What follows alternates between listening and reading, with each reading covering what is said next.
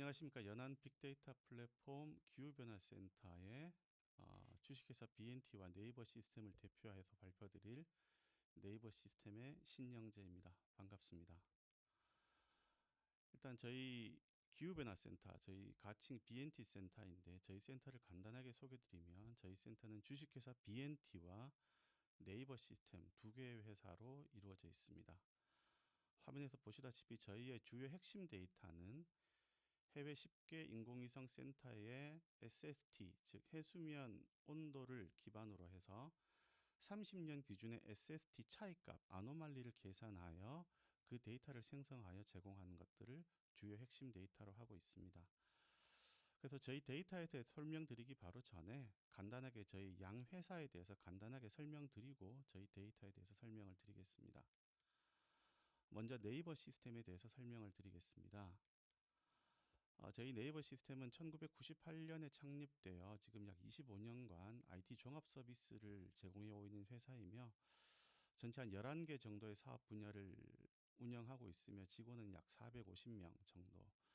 그리고 작년도 매출은 약 844억 원 정도의 좀 규모가 있는 중소기업인 IT 벤처 회사라고 말씀드릴 수 있겠습니다. 저희 네이버 시스템의 주요 사업 분야는 트래픽, 차세대 교통정보 시스템을 운영하고 있고요. 두 번째는 미디어와 데이터 파트로서 화면 우하단에 보시다시피 그 기록 관리 시스템이나 아니면 빅데이터 시스템, 아니면 인공지능 처리 시스템 등등을 개발하여 운영하는 것들을 또한 주요 업무로 하고 있습니다. 또한 저희 회사는 그 GIS 파트도 같이 운영을 하고 있는데 GIS 측량이나 지도 제작뿐만이 아니라 GIS 기반 플랫폼을 개발하는 것 등등도 같이 수행하고 있습니다. 오늘 저희가 그 산림 플랫폼에서 이 데이터 홍보 촬영 기회를 제공해 줬기 때문에 저희 회사에서 수행했던 토지피복 AI 데이터 구축 사례를 간단히 소개하겠습니다. 니아에서 빅데이터 플랫폼 및 센터를 구축하는 사업 이외에도 니아에서는 이미 2020년부터 인공지능 학습용 데이터 구축 사업을 했는데 특히 저희 회사는 보시는 것처럼 20년, 21년, 22년 3개년에 걸쳐서 토지피복 인공지능 학습용 데이터 구축 사업을 했습니다. 대상지는 20년에는 강원, 충청 및 수도권이었다가 21년, 22년을 거치면서 전국을 다 포함, 남한을 다 포함하는 인공지능 학습용 토지피복 데이터를 구축을 하였습니다. 보시는 첫 번째 화면은 2020년에 구축한 데이터고요. 이 데이터를 구축하기 위해서 화면에서 보시는 것처럼 항공사진 약 4만 9,700장, 그 다음에 센티널이라는 위성 영상 900장을 이용하여 오른쪽에서 보시는 것처럼 건물, 주차장, 도로, 가로수, 논밭, 산림, 나지 등등을 데이터를 추출하여 클래시피케이션하는 작업을 수행하였고 2021년에는 전라도와 경상도를 대상으로 항공사진 약 12만 장, 그 다음에 센티널 위성 영상 4,000장을 이용하여 오른쪽에서 보시는 것 같은 토지 피복 분류를 수행하였으며 특히 저희가 빨간색으로 표시하였는데 제주도에는 논이 그렇게 많지가 않은 대신에 약간 특이한 형태의 비닐하우스가 되게 많아서 비닐하우스도 다시 그 분류해내는 그런 작업도 수행했습니다. 2022년에는 수도권을 중심으로 항공사진 5만 장 등등을 이용해서 보시는 것 같은 토지 피복 분류를 수행하였고요. 그 결과 보시는 것처럼 왼쪽에는 항공사진 51cm급을 가지고 이용하였을 때 제일 왼쪽에는 항공사진 원본이 있고요. 그 GT, 그 다음에 그라운드 트루스라고 표현된 부분은 저희 작업자들이 항공사진을 기준으로 해서 토지 피복을 저희가 직접 따서 수작업으로 토지 피복을 수행한 결과이고 이렇게 수행한 결과들을 저희가 유넷이라는 인공지능 모델을 개발하여 저희가 돌렸을 때 화면 오른쪽에 테스트라고 보시는 것처럼 유효성이 88.4%에 이를 만큼 자동화된 토지 피복 분류 결과를 만들어낼 수 있었다. 화면 오른쪽에는 항공사진 25cm를 이용해서 그라운드 트루스를 바탕으로 저희가 인공지능 학습을 시켰더니 제일 오른쪽에 보시는 것처럼 유효성 91.9%인 그런 토지 피복 분류를 수행할 수 있었다라는 말씀을 드리겠습니다. 좀 더 항공사진 해상도가 좋아지면 보시는 것처럼 조금 더 정밀한 토지 피복 분류가 가능합니다. 왼쪽에서 보시는 것처럼 12cm 항공사진 경우는 약 90.1%의 유효성을 저희가 확인할 수 있었고요. 그리고 좀 더 광역을 대상으로 토지 피복 분류를 수행할 때는 오른쪽에서 보시는 것처럼 센티넬이라는 무상으로 제공되는 인공위성 데이터가 있습니다. 해상도는 격자 크기가 10m이고요. 그 수도권을 대상으로 분류하였을 때 89.4%의 토지 피복 분류 결과를 유효성을 확인할 수 있었습니다. 그래서 앞서 보신 여러 가지 사례처럼 산림 플랫폼에 계신 분들에게 약간 소개를 하기 위해서 이 데이터를 좀 준비했는데 인공지능 학습을 거치는 데이터를 가지고 그 유효성을 확인했더니 약 90% 내외 정도의 훌륭한 데이터를 저희가 생성할 수 있었다라고 말씀을 드리며 제가 나중에 말씀드릴 기후변화 데이터뿐만이 아니라 이러한 데이터들도 여러 가지 플랫폼에 계신 분들께 좋은 어, 업무에 활용될 수 있으면 좋겠다 싶어서 소개를 드렸습니다. 다음은 주식회사 BNT와 관련해서 간단하게 소개를 드리겠습니다. 먼저 좀 이따 보실 자료를 설명드리기 전에 BNT는 주로 해양 데이터와 관련된 가시화, 즉 비주얼라이제이션 소프트웨어 시스템 개발을 전문으로 하고 있습니다. 보시는 화면은 BNT가 직접 개발하여 그걸 동영상으로 뜬 결과물인데요. 전 지구 데이터 또는 한반도 주변 해역 데이터에 보시는 것처럼 해양과 관련된 데이터가 있을 때 그것들이 2차원, 3차원 또는 시간을 포함한 4차원 데이터가 있을 때 보시는 것처럼 다양한 형태의 가시화 시스템 결과물을 만들어낼 수 있다. 보시는 화면은 우리나라 대한해협 아래쪽에서 해류 벡터가 흘러가는 것들을 수심 자료를 이용한 3차원 시뮬레이션을 같이 포함한 형태가 되겠습니다. 지금 보시는 화면은 저희 네이버 시스템과 BNT가 같이 공동으로 수행한 연구과제의 한 성과인데요. 화면에서 보시는 것처럼 특정한 수온 데이터가 있다면 그 수온 데이터를 수심별로 수온 데이터를 표현한다거나 하는 걸 지금 50m 수온을 표현하는 거네요. 그리고 칼라바를 바꿨을 때 칼라 테이블에 따라 화면의 가시화가 달라지는 것도 보여드릴 수 있고 염분 데이터가 있다면 보시는 것처럼 염분 데이터가 다시 표현되는 것도 보실 수 있으며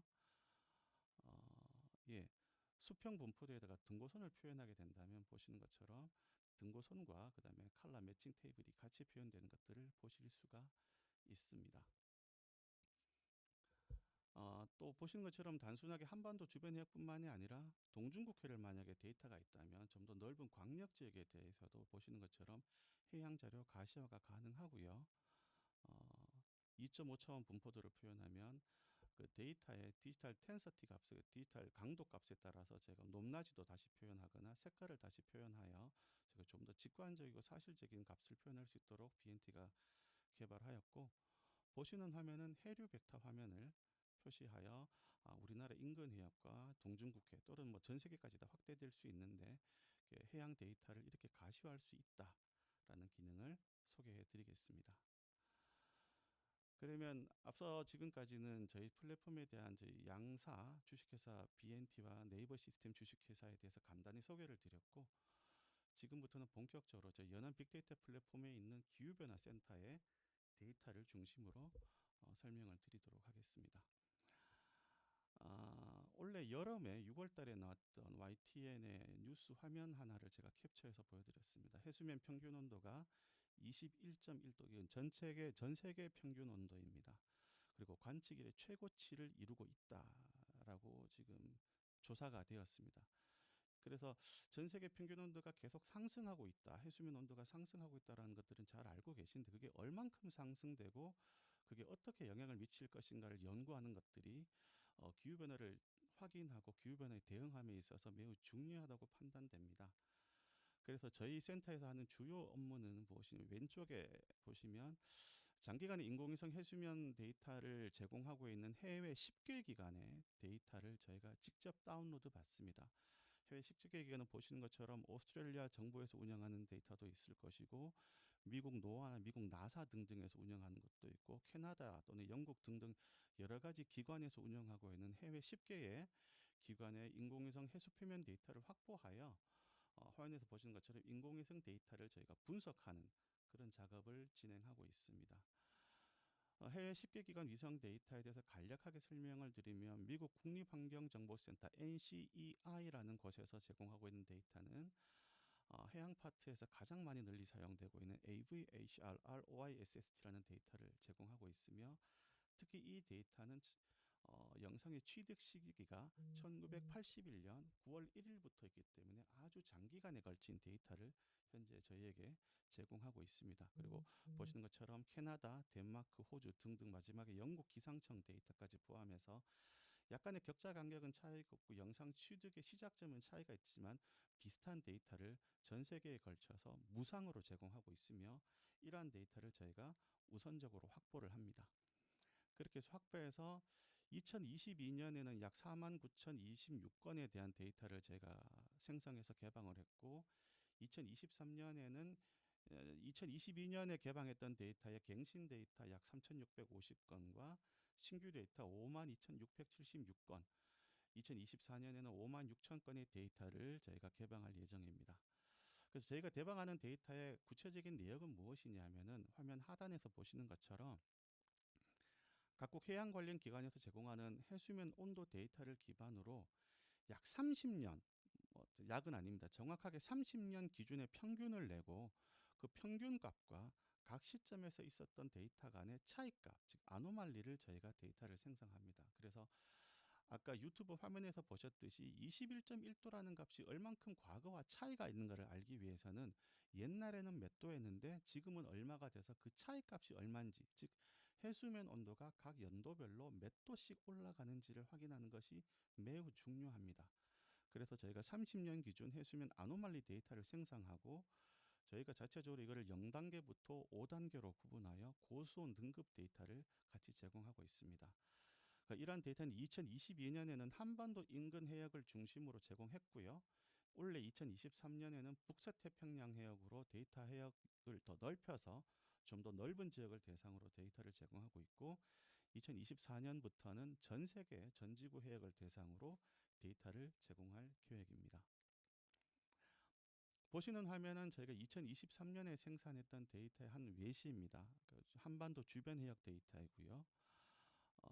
2023년 5월 31일 날 생성했던 SSD 아노말리 값이고 오른쪽에는 이 SSD 아노말리를 기준으로 등급화해서 1당 0단계부터 5등급까지 데이터를 등급화하는 것을 가시화한 화면입니다. 즉 5등급 데이터가 보이는 지역이 해수면 온도가 많이 올라갔다라는 뜻입니다. 특히 우리나라 주변 해역을 본다면 서해보다는 남해가 조금 더 수온이 올라가 있고 남해보다는 동해, 특히 동해에서 동해 북쪽에 크루즈가 지나가는 지역이 더 많은 고수온 분포가 있다라는 것들을 확인할 수 있을 것입니다.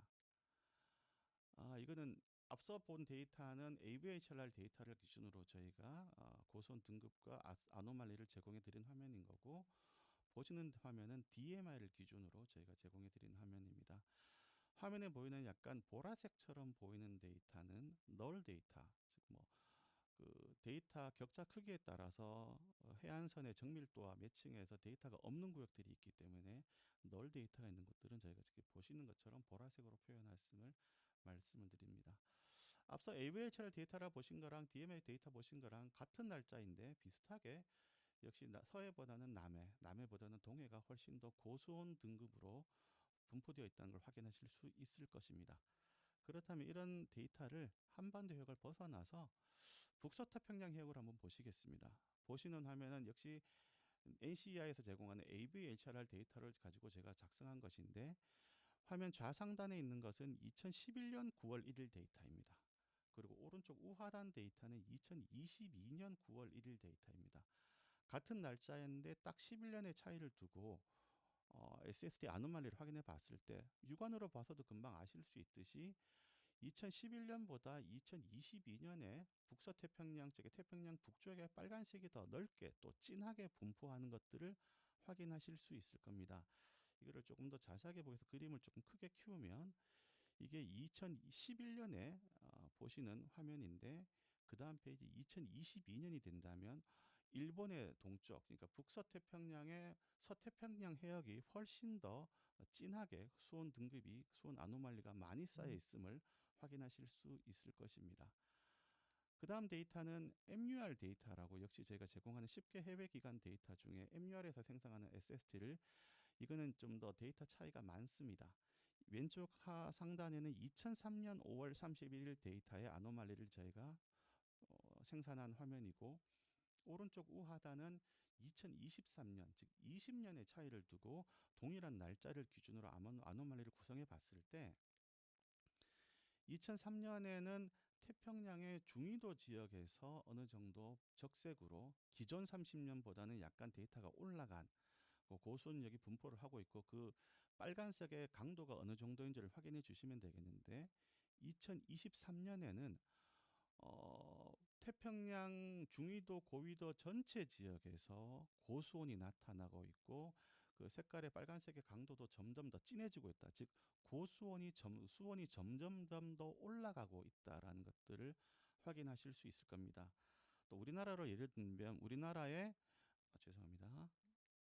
우리나라 해역을 이제 좌측에 보시면 한반도 해역 인근 바다가 있는데, 우리나라 서해, 남해, 동해를 보셨을 때 약간의 파란색도 있고 흰색 바탕에 그 수온이 그렇게 상승하지 않은 해역을 확인하실 수 있는데, 2023년에 보셨다면은 우리나라 서해와 남해, 특히 동해가 다 빨간색으로 과거 30년 대비 수온이 오른쪽 게이지를 본다면 뭐 1도 이상 올라간 것들을 확인하실 수 있을 것입니다. 저희 데이터는 이렇게 해서 한순간에 특정한 시점의 데이터가 중요한 것들이 아니라, 이러한 데이터가 누적되고 쌓였을 때 그 트렌드를 확인하거나 시계열 분석을 통해서 전 세계 또는 특정한 해역에서 수온 분포가 어떻게 상승되고 있는지를 확인할 수 있는 그런 가치 있는 데이터라고 말씀을 드리겠습니다. 이렇게 제공한 데이터는 저희가 단순하게 그림으로만 제공해 드리는 게 아니라, 해양 쪽이나 기상 분야에서 많이 쓰고 있는 넷CDF라는 파일로 변환하여 제공을 하고 있습니다. 그리고 넷CDF에서 필요하시다면 CSV 파일로 추출하여서 실질적으로 수온 값과 수온 아노말리 값을 직접 확인하실 수 있는, 아스키로 확인하실 수 있는 것들도 저희가 필요하면 같이 제공해 드리고 있습니다. 그렇게 이렇게 생성된 데이터는 화면 왼쪽에 보시는 것은 제가 작년에 인하대 해양학과에서 이제 강의를 했던 내용이고, 올해 10월 달에는 인천대 해양학과 학부생을 대상으로 교육을 지원했었는데, 만약에 이 홍보 동영상을 보시는 분들 중에 해양과 또는 기상과 관련된 산업체 아니면 학교에 계신 분들이 저희 데이터에 대해서 뭐 좀 더 전문적이고 조금 더 디테일한 내용이 정보가 필요하시다면 서슴지 말고 연락 주시면 언제든지 달려가서 저희 데이터에 대해서 홍보하고 안내 드릴 수 있는 기회를 가지고자 하며, 만약에 학부생들이 원하신다면 저희가 지금까지 개발했던 데이터 다운로드와 관련된, 그다음에 데이터 분석, 데이터 처리와 관련된 여러 가지 파이썬 코드들을 무상으로 제공해서 좀 더 활용될 수 있는 그런 기회가 있으면 좋겠다라고도 판단하고 있습니다. 이제 거의 마지막입니다. 이제 저희가 이렇게 구축한 데이터들을, 개별 데이터를 판매하는 것도 의미가 있지만, 여러 가지 비즈니스 발굴을 통해서 데이터가 활용될 수 있는 사례들을 지금 약 2건 정도 발굴을 하고 있습니다. 첫 번째는 어종별 어획량 예측 연구가 있는데, 이제 우리나라에서 뭐 당연하다시피 우리나라 주변의 해역의 수온이 변하면 수온에 따라서 우리나라 어장이 계속 바뀌고 있고, 어종별 그 어획량이 계속 변화되고 있습니다. 이런 어획량에 가장 큰 영향을 미치는 가장 중요한 물리적인 팩터는 수온 데이터입니다. 그래서 왼쪽에서 보시는 것처럼 격자별 기존의 어획량, 통계별 어획량, 해양 재분석장, 즉 해양 재분석장은 수온이나 염분 등등 해류 등등의 과거에 있었던 수온과 관련된 해양과 관련된 여러 가지 물리적인 특성들, 그다음에 생태 정보들을 같이 융합하여 AI 예측 모델을 통해서 격자별로 오른쪽에서 보시는 것처럼 어종별 어획량을 예측하는 연구가 진행되고 있는데, 이 연구에 화면 왼쪽에 있는 두 번째 해양 재분석장 중 해양 수온 데이터를 저희가 제공해서 어종별 어획량 예측을 하는데 연구를 지원하고 있는 그런 비즈니스를 진행하고 있고, 내일 정도에 저희가 이 연구와 관련된 데이터 협약을 체결할 예정입니다. 두 번째 비즈니스 발굴 사례는 위치 정보 기반의 민간용 해양 레저 서비스를 지원하는 부분입니다. 화면 왼쪽에 보시면 네모 선정과 피싱 노트라는 앱 화면이 있는데, 이거는 주식회사 네모 커뮤니케이션이라는 곳에서 개발하여 운영 중인 낚시, 그다음에 해양 레저와 관련된 전문 서비스 앱입니다. 현재 국내에서도 수십만 명의 이상이 이 앱을 사용하고 있고, 되게 많은 유저와 다양한 데이터를 운영하고 있는데, 특히 이제 해양 레저를 하신다거나 특히 이제 바다에서 낚시를 하시는 분에게 가장 중요한 데이터는 수온 데이터입니다. 물론 조류 데이터도 매우 중요하기는 하나 수온 데이터가 매우 중요한데 그 수온을 제공하는 부분에 있어서 화면 제일 오른쪽에서 보시는 것처럼 저희가 피싱 노트 측에다가 매일매일의 우리나라 주변 해역의 수온 데이터를 제공하는 서비스를 지금 개발을 진행하고 있고 이 역시 11월 초에 저희가 업무 계약, 데이터 계약 체결할 예정입니다. 이상으로 지금까지 이제 저희 연안 빅데이터 플랫폼의 기후변화센터, 그 주식회사 BNT와 네이버 시스템 주식회사 운영하고 있는 해양 수온과 관련된 데이터에 대해서 소개를 드렸고 저희 양사에 대한 간단한 소개를 드렸습니다. 제가 중간에도 말씀을 드렸지만 기후 변화를 예측하고 거기를 그를 따라가고 그거를 방지하기 위해서는 기본적으로 해양 수온 데이터에 대한 면밀한 정보 조사와 연구가 매우 핵심적이고 가장 기초적인 부분입니다. 그래서 이런 거와 관련한 저희의 데이터들을 많이 이용해 주시고 널리 홍보해 주시고 필요하시다면 언제든지 연락 주시면 저희가 다양한 비즈니스나 교육 지원 등등을 같이 수행할 수 있을 것으로 판단됩니다. 경청해 주셔서 감사합니다. 이상입니다.